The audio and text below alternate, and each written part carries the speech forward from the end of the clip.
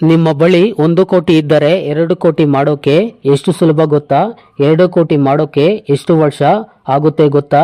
ನಿಮ್ಮ 1 ಕೋಟಿಯನ್ನು ಫಿಕ್ಸಡ್ ಡೆಪಾಸಿಟ್ನಲ್ಲಿ ಹಾಕಿದರೆ 7% ರಿಟರ್ನ್ ಮೂಲಕ 2 ಕೋಟಿ ಆಗೋಕೆ 11 ವರ್ಷ ಸಮಯ ಬೇಕಾಗುತ್ತದೆ.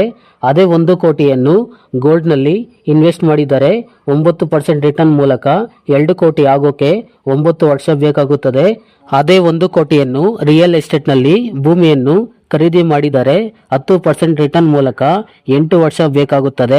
ಅದೇ ನಿಮ್ಮ 1 ಕೋಟಿಯನ್ನು ಮ್ಯೂಚುವಲ್ ಫಂಡ್ನಲ್ಲಿ ಇನ್ವೆಸ್ಟ್ ಮಾಡಿದರೆ 13% ರಿಟರ್ನ್ ಮೂಲಕ ಕೇವಲ 6 ವರ್ಷ ಬೇಕಾಗುತ್ತದೆ. ಮತ್ತೆ ಅದೇ 1 ಕೋಟಿಯನ್ನು ಸ್ಟಾಕ್ ಮಾರ್ಕೆಟ್ನಲ್ಲಿ ಇನ್ವೆಸ್ಟ್ ಮಾಡಿದರೆ 15% ರಿಟರ್ನ್ ಮೂಲಕ ಕೇವಲ 5 ವರ್ಷ ಬೇಕಾಗುತ್ತದೆ.